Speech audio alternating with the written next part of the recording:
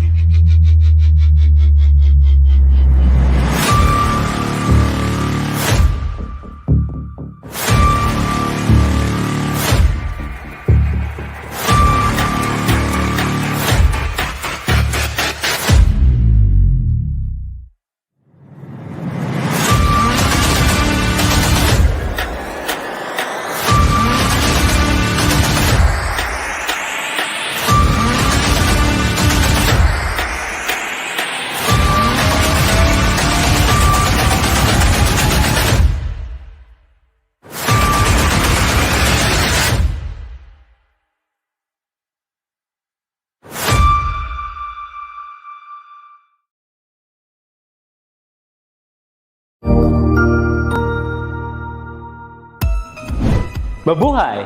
Good day to all! I am your tutor Madge. Welcome to ETUlay, a free online tutorial, an initiative of the Department of Education, Information and Communications Technology Service, Educational Technology Unit, ICTS EdTech. This program is aimed at helping and assisting learners from kindergarten, senior high school, ALS, Alive, and SPED learners. Aside from answering the modules, the ETUlay is offering programs which you will surely look forward to. Together with our parents and teachers, the ETUlay will bridge the gaps where difficulty and ease meet in learning new knowledge and skills. So, let us prepare our modules, pen and paper. Ready your mind to see and hear worthwhile and interesting lessons. Let us now study and learn, together with our volunteer online tutors. Tara na!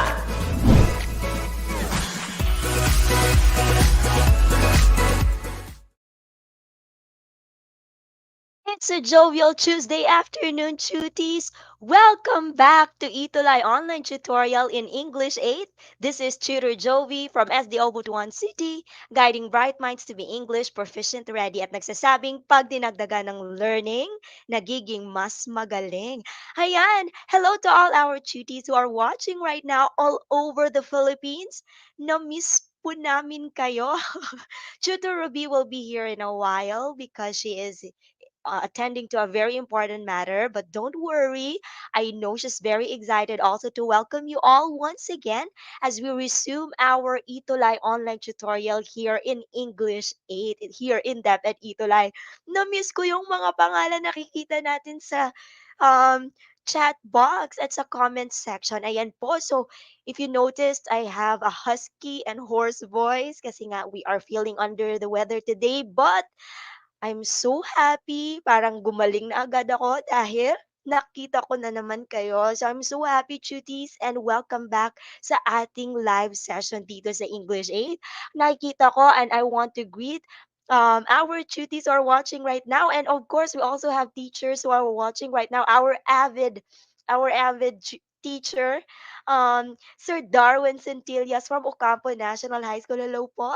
And to all our cuties who are watching, hello, Ma'am May B. Serato, Marniel K. Lahat ng mga cuties natin from Ingod Ramona, Ramon National High School, Ocampo National High School, Santa Lucia National High School, at marami pang iba. And Ampayo National High School. Ayan po.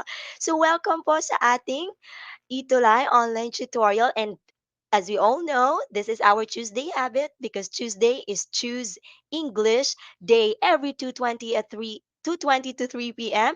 Catch as always, Tutor Ruby and Tutor Joey for the ETUlay live session in English 8. We can be watched through DepEd or DepEd ETUlay na pala na Facebook page at saka DepEd Educational Technology Unit or DepEd TV YouTube channels. Hello din po sa lahat ng viewers natin sa YouTube channels. Now, cuties, you may take a screenshot of the important dates for the fourth quarter. Malapit na po tayong matapos and we will be recognizing your efforts as excellent duties here in ETUlay, and of course, the support of all the teachers and schools and school administrators this coming May 28th for our quarter recognition for third quarter. Ayan po. Now, cuties, don't forget, you know the drill. Don't forget to please like and share our session ngayon. Now, cuties, how are you? While you are ticking the like button and sharing also this session, I just want to ask our cuties right now, kumusta naman yung 2-week vacation or 2-week break ninyo? Just type it or just use an emoji. Ayan. Just use one emoji that describes your 2-week break. Ayan nga. Tingnan nga natin. Sa akin, if I will be able to use, I will be using a heart react sa ating comment section kasi ang dami kong nagawa for the 2 weeks, ayan po. Ayan, so according to Marniel Kai, she's fine. Good to hear, Marniel Kai. Na-miss kita. Na-miss ka namin ni Tutor Ruby. Ayan po. What else? Ayan, merong heart eyes at saka yung my heart at saka pink flower from Sir Darwin. Ayan po. Kasi nga, marami tayong nagawa noong nakaraan. Of course, we celebrated Mother's Day and of course, we also had our election day. Ayan po. So, meron tayong nakikita ng mga emojis dito. Princess Diane, na-miss din kita. S- Ano ito? Parang from Mary Antoinette, it's a roller coaster. Wow, parang it's fun. Ayan, so thank you so much, Chuty. So alam namin ni Chuto Ruby na talagang you were able to spend your 2-week break productively and you were able to spend quality time with your family and loved ones. Now, Chuties, tingnan na natin. Let us have a review of the previous topic that we discussed. This is what we're going to do. Read each item carefully. Type the letter of the correct answer. Tingnan nga natin if you still remembered our previous lesson, though 2 weeks had gone by. Tingnan nga natin if you will still be able to get a perfect score. So please type the number and the letter of the correct answer. Ayan. Number one. So I will be only reading the question once and the options once. All right. Number one. Which selecting and organizing of information techniques will you use to build the skeleton or basic framework of the story or a passage? A. Brainstorming. B. Outline. C. Graphic organizer. Or D. Timeline. Ayan. So we got an answer from Marniel. Number one, it's letter B. Keep your answers coming. Chutis, tingnan nga natin sa comment section. Baka may nag-comment from our YouTube viewers. Ayan po. Ayan. So we have an answer from Marniel Kai, from Christopher Andrew. Hello, Christopher. Ayan, you have the same answer with Marniel Kyle. Let's check. Yes, that's right. It's letter B. It's an outline. Remember, an outline serves as a framework, okay, or a roadmap of a story or a passage. Yeah, number two, correct. Which outline uses words or phrases as entries? Which outline uses words or phrases as entries? Number one, phrase A, phrase outline. B, sentence outline. C, word outline. Or D, topic outline. Now type the number 2 and your answer. Anong klase ng outline ang gumagamit ng mga salita o phrases? Okay, as entries. Yan. So Marniel again answered letter A, followed by Christopher. Ayan po. Let's find out. Dun, dun, dun, dun. Okay, it's a topic outline. It's letter D. Okay. Now, let's have, kasi ang topic outline is just words or phrases, whereas a sentence outline uses really sentences. Okay po? Let's have number 3. Which of the following is also called as expanded outline? A. Phrase outline. B. Sentence outline. C. Word outline. Or D. Topic outline. I hope, cuties, you will bear with my voice kasi nga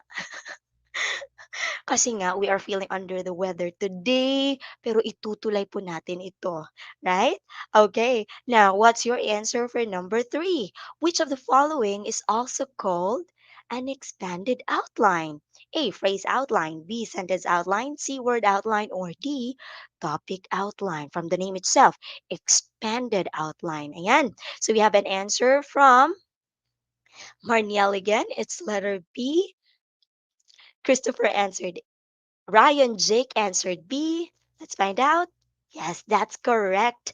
A sentence outline is also called expanded outline. Good job, everyone. Let's have number 4. Interviews, diaries, and autobiographies are what kind of source? A. Primary. B. Secondary. C. Minor. Or D. Major. Yan po. Ano yung saan ba nabibilang yung mga interviews, diaries, and autobiographies? Under what kind of source? A. Primary. B. Secondary. C. Minor. Or D. Major. Ayan. Do we have an answer here for number 4? Ayan. Keep your answers coming.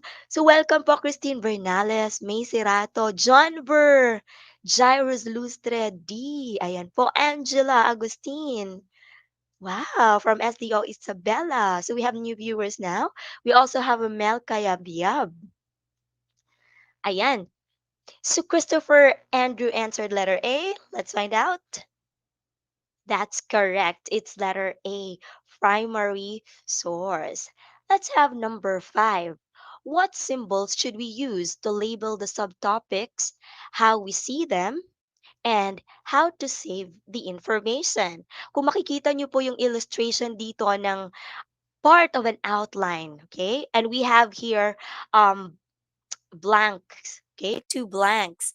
Now, what symbol should we use there to label the subtopics, how we see them, and how to save the information? So you have the options there, A, B, C, and D. Now, cuties, type now your answer in our comment section. Don't forget the number, all right? Okay, so let us see if you still remembered. And while waiting for the answers of our duties, let me greet April Boy Panganiban. Hello po, watching from Doña Magdalena. Hi! Welcome po, April Boy, and to all your classmates and teachers who are watching right now. Si Christopher again, nangunguna, sumagot ng letter A. Alright, Marniel answered letter D. Ayan po. Yan. We have really new viewers and a lot of viewers from Doña Magdalena Gafud High School. Ayan, welcome po. You are welcome here po dito sa ating live session this afternoon, and you can join and you can participate by answering. We have answer from Gj A, Abdul Rahman Bari A. Let's find out. Okay. Now, Chutis, kung mapapansin nyo noon, right? After the big letters, we can use already the numbers 1 and 2. Okay? As labels to use for the subtopics here, how to see them and how to save information. Ayan, who got a correct answer? Ayan po. Now, Chutis, please type the number of hearts corresponding to your scores in this review activity. Ayan, ilan po ang scores ng ating mga madlang cuties ngayon? So, Marniel got 3. Good job. That's good, Marniel. Keep it up. Don't worry, we still have a lot of activities later. So, keep your scores coming, cuties, para naman malaman ko at malaman namin ni Tutor Ruby if you still remembered most of those items included in our topic, in our previous topic. So, Chutis, welcome now to our third week topic, which is all about recognizing and gathering essential information. In the actual competency stipulated in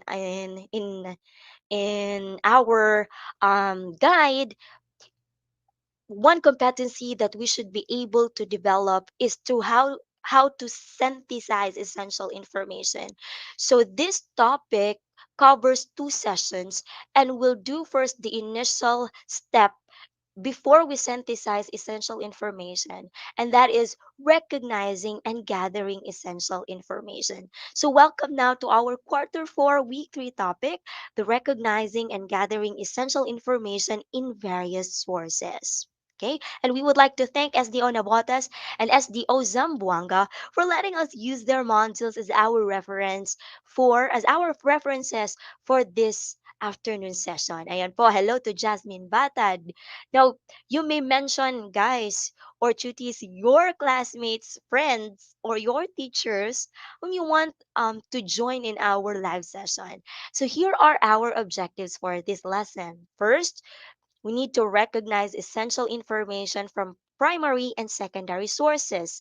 Second, distinguish main idea and significant details. And lastly, gather essential information about students' perception on limited face to face classes. Let's get started. Now, GTs, okay? I have here another activity prepared for you. This is what you're going to do. Type the thumbs up icon, okay, if the picture in each item is a source of reliable information, and thumbs down if it is not. Okay, one more time, type the thumbs up icon in the comment section if the picture in each item is a source of reliable information, and thumbs down naman if hindi.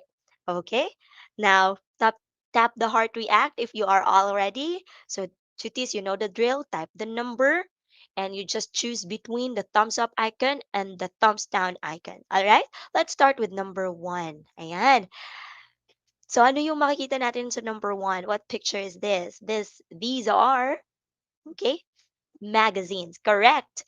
Now, cuties, are magazines sources of reliable information? Thumbs up or thumbs down? Okay, tingnan nga natin sa comment section. Let me check my StreamYard comment section if we have prompt answers here. Ayan. Ayan. Let me see. Number lang nakikita ko kay Christian. Ay, Christopher. It's okay, kuya. Yes, you're right, Ryan Jake. These are magazines. Now, the question, Ryan Jake, is, are magazines sources of reliable information? Thumbs up or thumbs down? So we have an answer already from Venus, Nasam, Ryan Jake, Marniel, thumbs up. Yes, that's correct. So these magazines are sources of reliable information. Correct. What about number 2? Ano ito? Alright.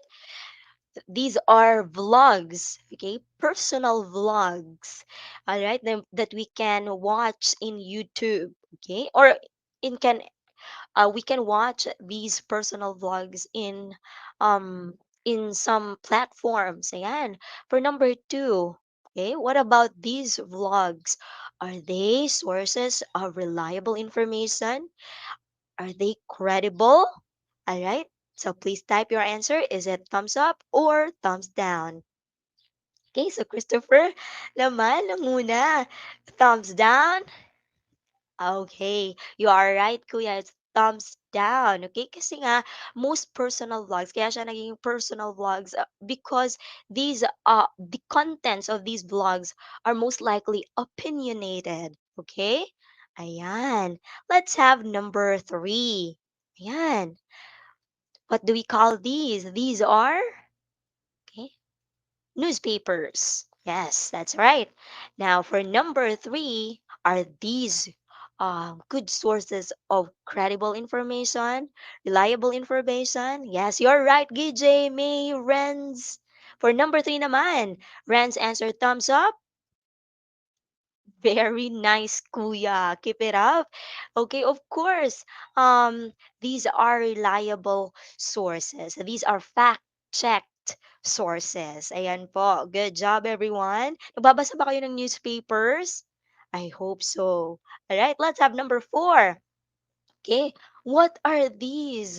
Okay, ano yung makikita natin sa screen? These are Facebook pages. Our Facebook pages good sources of reliable information. Ayan. So welcome, Lealyn Taguba Ogoy from LFG Diamantina National High School. Yes, I can see answers in number three.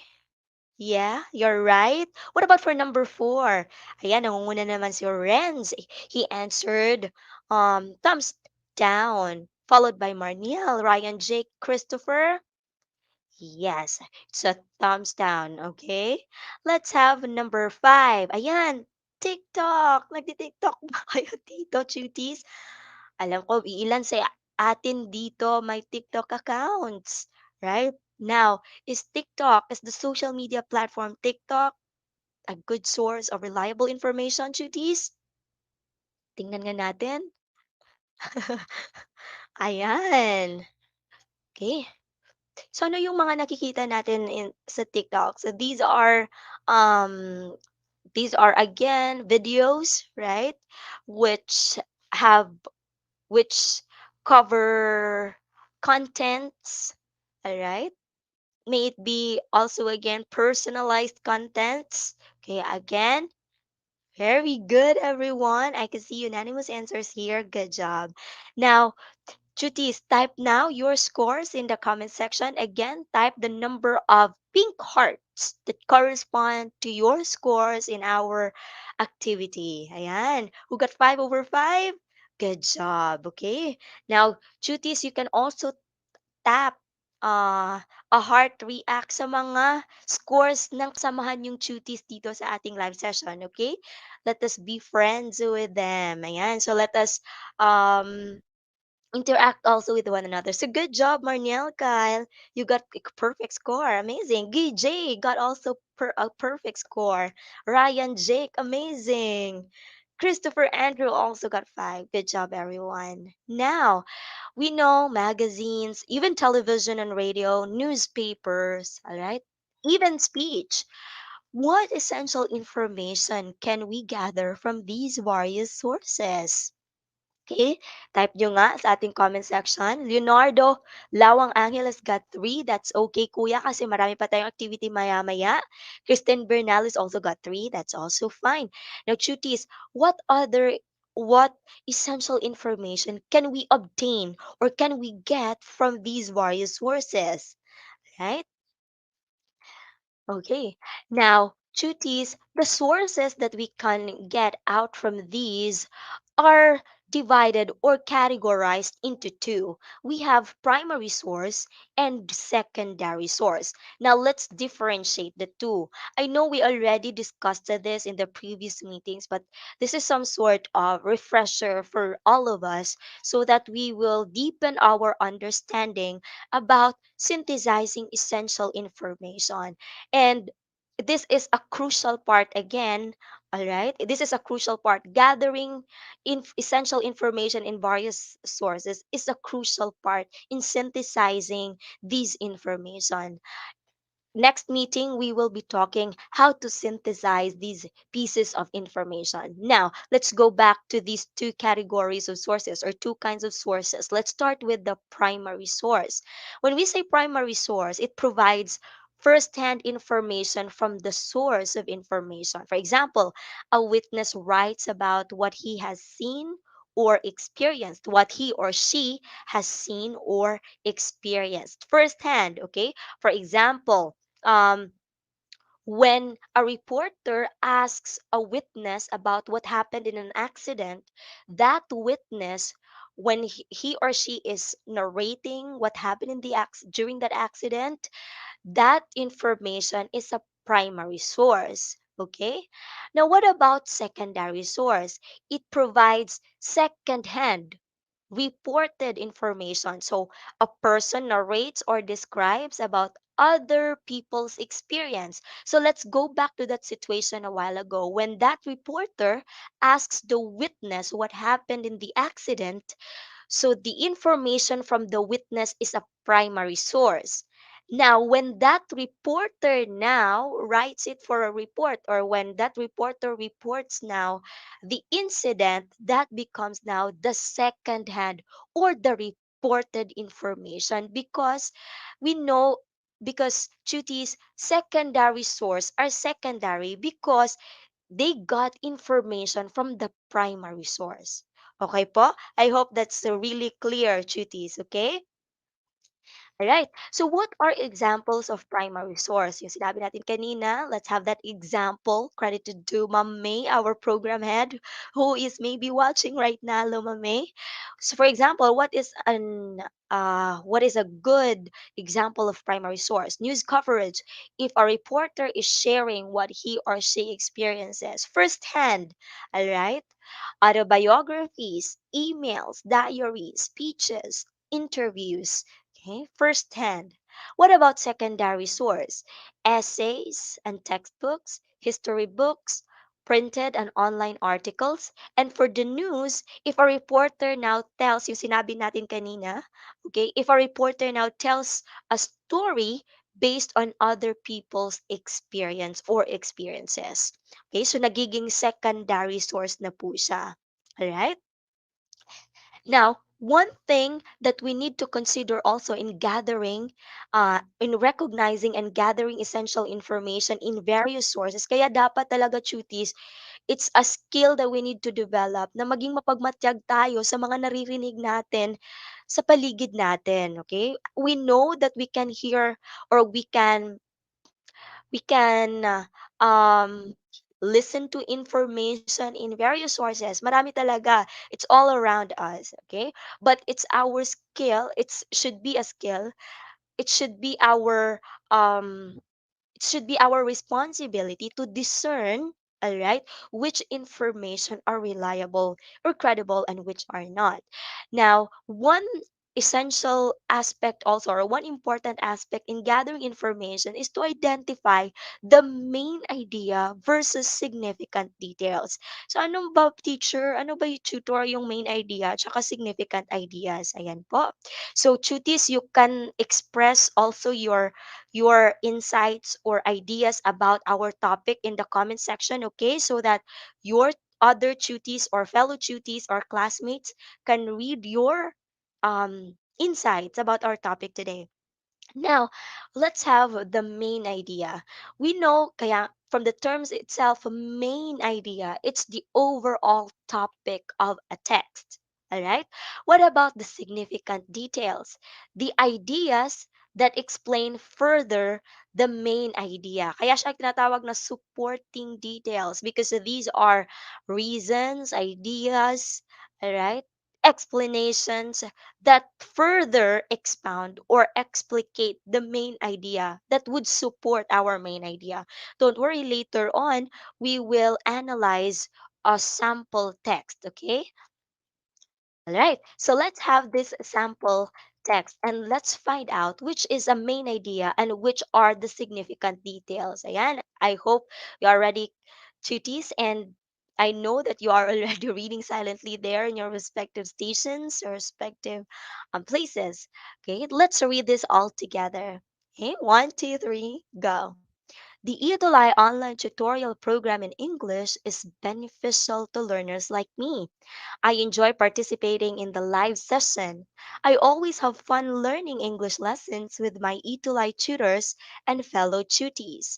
I also now understand my lessons better, which helps me complete my modules. And so this is just a one paragraph text. All right. Now, tutees, let us analyze this paragraph and let us identify which is the main idea and which are rather the significant details or the supporting details. Ayan. Now, cuties. Okay, let me ask you and you can type it there. Ayan, we have answers. Kahit hindi ko pa tinanong, meron ng sumagot. Rachel Ann, hello Ate Rachel Ann. Sabi niya, the main idea is the key concept being expressed. That's right. Now, in this text duties, all right, I want you to please identify which sentence here is our main idea. Ayan. Now, you can type that in our comment section, duties. Okay. And while we are waiting, again, main idea is the overall topic of a text. All right. Okay. Now, in our text, which one here or which sentence here is our main idea. Yan. So please type now. Okay, you can read the text again.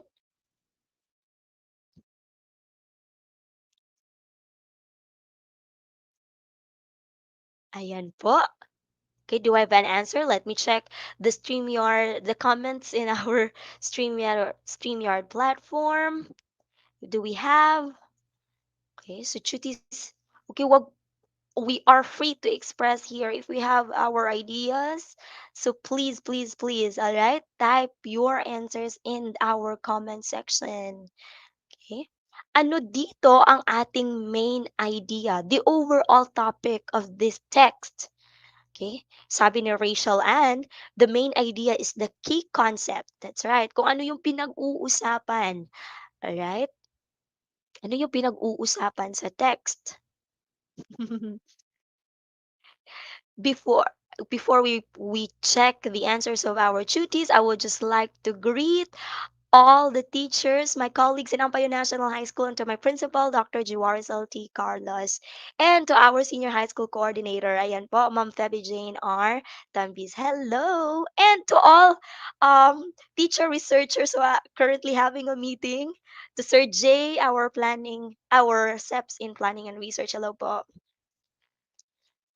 Okay, now, Chuti, what do you think is the main thought, okay, this passage is trying to convey to the readers?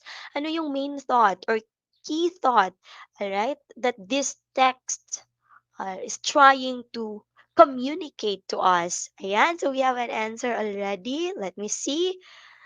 Okay, our main idea is, all right, the advantages according to Jalen. Hello, Jalen Rose. Hello, ate. Good job, Christopher. The ETUlay online tutorial program in English is beneficial to learners like me. Correct. We have also Marniel who answered the same thing. Good job, everyone. So, our first sentence, kung mapapansin niyo po, ay ang ating main idea sa text na ito. The ETUlay online tutorial program in English is beneficial to learners like me. Now, Chutis, I have a follow-up question.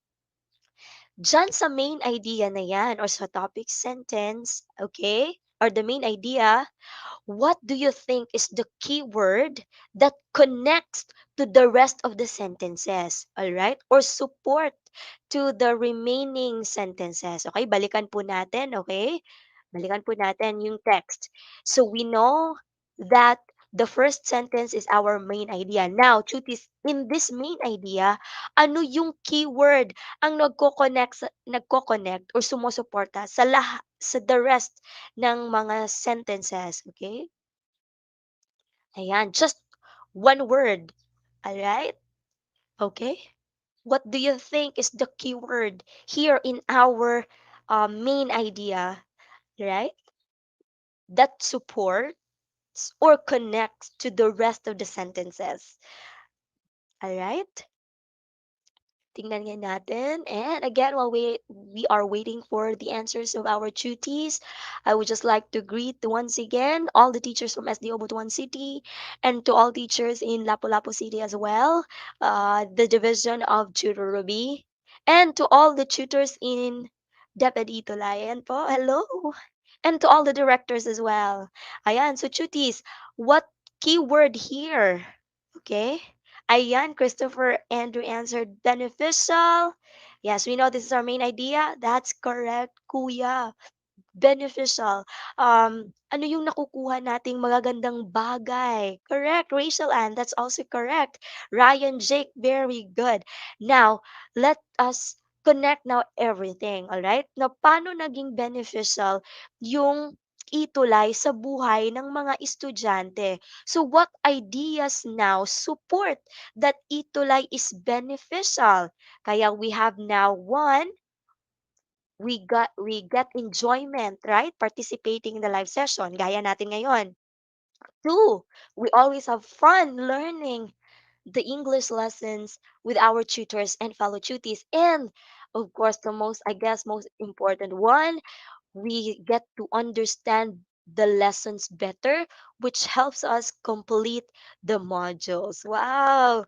Good job, everyone. That's really nice. So see, nakikita nyo na po yung relasyon ng ating main idea and the supporting details. All right. Now, I have here another topic that we need to analyze, okay, Chiti? So, the topic you will write about is students' opinion and how their learning has become using printed modules. Okay, so kahit alam ko na ilan sa atin dito hindi um, did not opt a print modular learning modality. Others are having online classes, but I know you have ideas regarding this because you also witnessed or observed some of your friends maybe um, using the print modular learning modality. Now, Chutis, what must be my sources of information based on the topic at hand? So we know that the topic that you will write about is the student's opinion on how your learning has become using printed modules. So, paggagamit o kukuha tayo ng information so that we can write or we can expound or explain about this topic in our write-up, right? We use or we gather information based on the topic. So we have primary source. It can be student interview, right? You can ask your friends na nagpe-print modular or nagpe-printed module or print modular learning modality.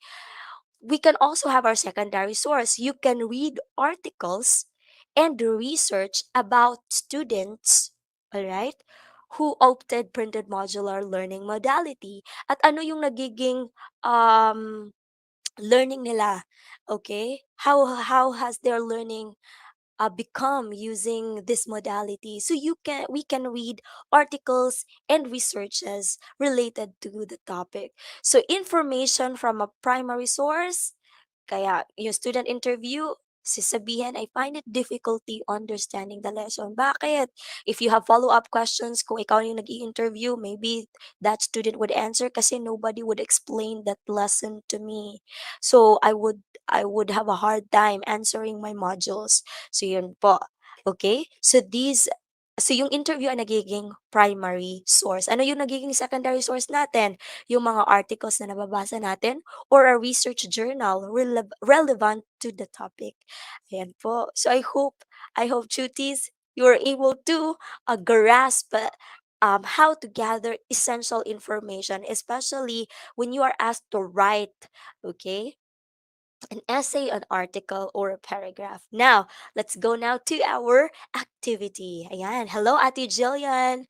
Please join our quiz. Okay? And this is what you're going to do. Read each item carefully and type the letter of the correct answer. So chutis, we still have 5 minutes left. So I know mga keyboard warriors kayo. I will only be reading the item once and along with its options, and you can type right away your answers. And po, let's have number one.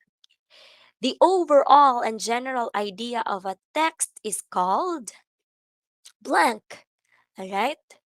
The overall and general idea of a text is called blank. A. Supporting detail. B. Sentence outline. C. Main idea. Or D. Topic argument. Hello, Jollibee is watching right now. Ayan. So we have an answer. Marniel answered C. Alright. Keith Barry, I like your name. Keith Barry Parilla Racelis. Hello. Welcome po sa ating live session. Live class, live class, tutorial. Yes, tutorial session. So almost all of you answered letter C. That's all right. So you already have one check. So a main idea is the overall or general idea or the key thought, okay, in a text. All right. Let's have number two. Pieces of information that elaborate the general idea of a text are called blank. A. Supporting details. B. Sentence outline. C. Main idea. Or D. Topic argument. Ay, grabe, bilis niyo mag-type. Ryan Jake. Ayan, mabilis ba sila mag-type? Ikaw din naman ah. Nangunguna ka din naman, Kuya Ryan Jake. Ayan. So, Marniel answered letter A.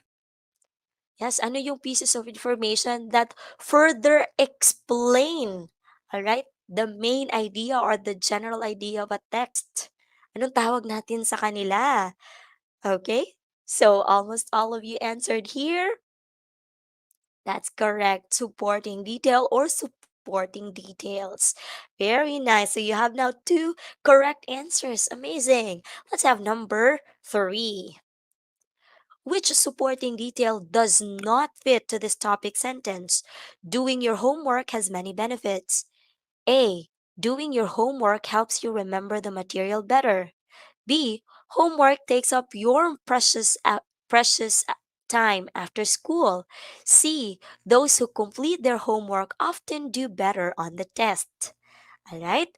So, cuties, which supporting detail does not support or does not fit to the topic sentence na does your homework doing your homework has many benefits? Ayan. Okay, what's your answer? Tan taran taran. That's right again, cuties. Ang galing nyo. Homework takes up your precious time after school. This is not a supporting detail to our topic sentence. Doing the homework has many benefits, right? Because A and C are benefits of doing homework. Of course, it helps you remember the material better. And of course, it would help you do better on the test. All right, let's have number four. So we've got the correct answers, Marniel, Keith, Ryan, Jake, Leonardo, Christopher. Very nice. Cuties. Let's have number four. Why is there a need to note important details as you read the text? A. To have a good summary after gathering information. B. To gather more information from multiple sources. C. To help you obtain unwanted ideas. Or D. To remember the details you are looking for. Okay, why there's a need for us to note important details, duties, lalong-lalo na pag we are reading a text or kahit pag nakikinig tayo. I do that because I don't want to miss important information. So I need to take notes. I need to take down notes. Ayan po.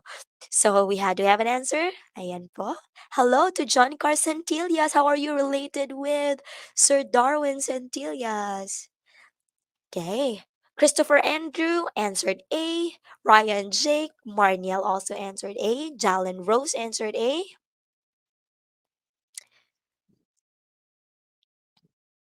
Ayan. Again, cuties, why there's a need for us to note important details? Is it A, to have a good summary? B, to gather more information? C, to help you obtain unwanted ideas? Or D, to remember the details you are looking for? Sinabi ko na ito po kanina na why I take down notes is for me to I don't want to miss any single important detail. Ayan, parang naging divided yung answers natin dito. In number 4. Now, why there's a need for us to take note? Alright? The correct answer is it's D, duties, to remember the details you are looking for. When we note details, hindi pa po tayo nagsa-summarize. Alright? Hindi pa po tayo nagsa-summarize ng information. One, direct impact of noting details is really for us to remember the details that we are looking for. Ayan po. Ayan, Christopher already answered D. Okay, so cuties, I hope that's clear po ha. When we note details, hindi pa po tayo nagsa-summarize. Alright? We note details to remember the details. Okay. Number 5. I have your situation. Tina gathered information from various sources based on her topic. However, she cannot take note of the important details. As a result, she is having a hard time working on her paper. Which one could be a possible reason for this? A. She cannot tell between main ideas and supporting details. B. She cannot find the right sources that connect to her topic well. C. She has gathered way too many sources that she could deal with. Or D. She has reread the materials way too many times. Okay? Ayan, so cuties. Alright. Am I still here? Naririnig ko po ba ako? Parang nag-lag po sa aking end. I hope hindi pa po ako nawala. I'm still here. Am I still here? Yes, alright. So what's your answer, cuties? Okay, ano yung naging problema ni Tina when she's gathering information from various sources? She cannot take note the important details and she has a hard time working on the paper. So ano kaya naging posibleng rason nito? Okay?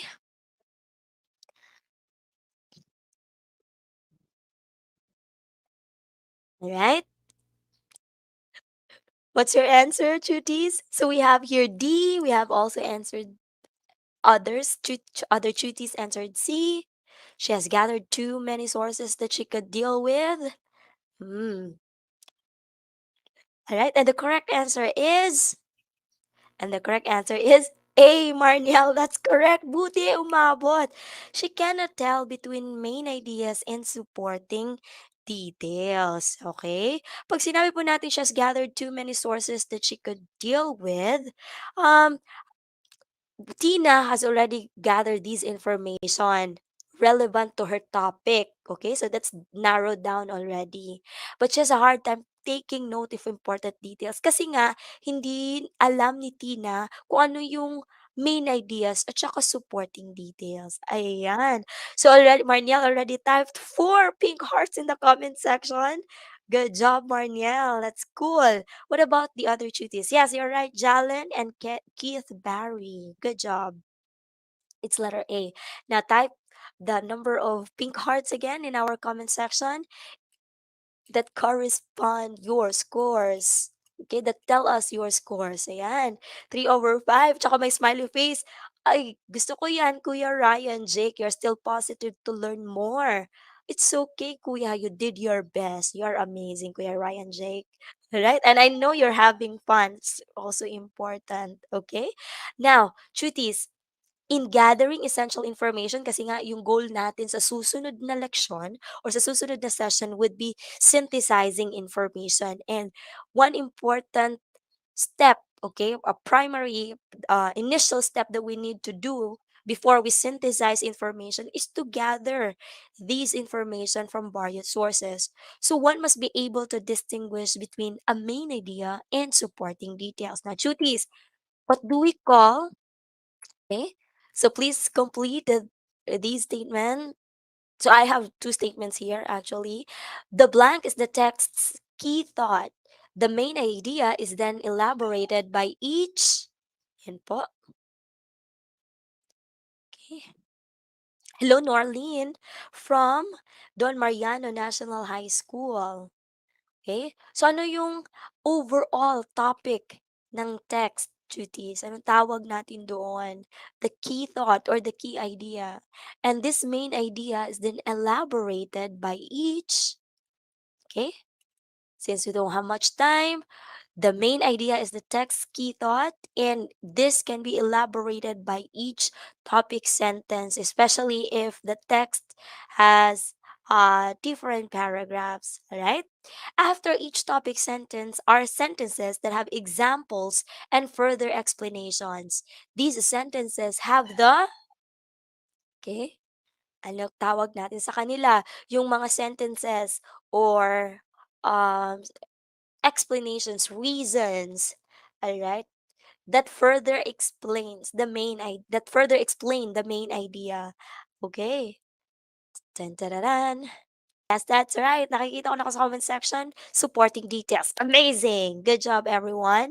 So, I hope you will be able to retain these information so that we can connect them as we go along with our discussion. All right. Now, let's find out whether objectives are attained today. First, we were able to recognize essential information from the primary and secondary sources. We were able also to distinguish main idea and significant details. And as your activity, gather essential information about students' perception on limited face-to-face classes. Now, Chuti, ito na po yung gagawin natin as your additional exercise. Gather information on students' ideas and feelings about limited face to face classes. You can have as many as 5 sources. Write your sources. Identify if this source is a primary or secondary source, then put each source's main idea. Use the table on the next slide. So we have here, okay, cuties? So ano yung topic natin? Ano yung pag-uusapan natin? The students' ideas and feelings about limited face-to-face classes.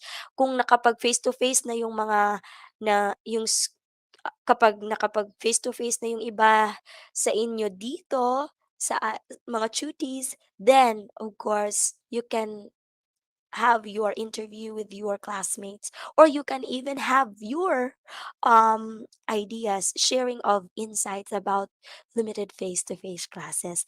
Again, cuties, you can have as many as 5, and please identify each source, whether it is primary or secondary, and you can use this table here. All right, don't worry, I will be sending this in our respective group chats. Don't forget to submit your outputs to tutor Rubelin, to Rubelin Cabardo Pastrano, and tutor Jovel Templado Tampil. And don't forget, cuties, every Tuesday, this is our Tuesday habit because Tuesday is Choose English Day at 2:20 to 3 p.m. with Tutor Rubelin from SDO Lapu-Lapu and Tutor Jovi from SDO Butuan City, together with our fellow English tutors here in Junior High School Department, the English Junior High School tutors here in DepEd ETUlay online tutorial. So your voices matter to us. Please scan this QR code. We also have another QR code intended for this session only. So please evaluate and read each item carefully, alright? Now, Chuti, sabay-sabay nating sabihin, oh, thank you, Marniel. Thank you po sa lahat ng concern. Yes, I have here a salabat actually, Ate Marniel. It just started yesterday, so how to get better. So please mag-ingat po tayong lahat, okay? Now, let's say these growth affirmations to ourselves. I am capable of doing great things. As long as I put my mind to it, anything is possible. So I know you cuties are all amazing. You are so awesome. You are all great and you are capable of doing great things. So I hope you enjoyed our tutorial session this afternoon. Don't forget, up next naman, please abangan ninyo si Tutor Ellie and Tutor Job, your English 9 tutor base. Kahit English 8 kayo, you can also join as your advanced lesson as you level up right, to English 9 next school year. So don't forget Tutor Ellie and Tutor Job. This is Tutor Joby once again. Mahal na mahal po namin kayo. Thank you so much, tutors, for your time. Thank you also, teachers, for your support. This is Tutor Joby, guiding bright minds to be English proficient ready at nagsasabing pag dinagdagan ng learning, nagiging mas magaling. Goodbye, everyone! Love, love po!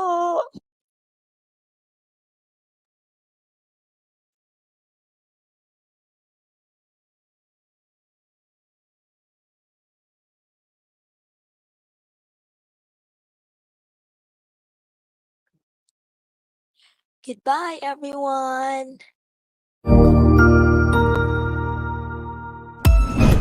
Ang husay naman! Natapos mo ang iyong tutorial session kasama ang iyong mahusay na ETUlay tutor. May bago ka bang natutuhan? I-share na yan gamit ang hashtag #ETUlayLevelUp. Huwag aalis ha dahil may susunod pang programa na pwede mo ring panoorin at salihan dahil naghihintay na ang iyong mga tutors. Happy learning dito sa ETUlay!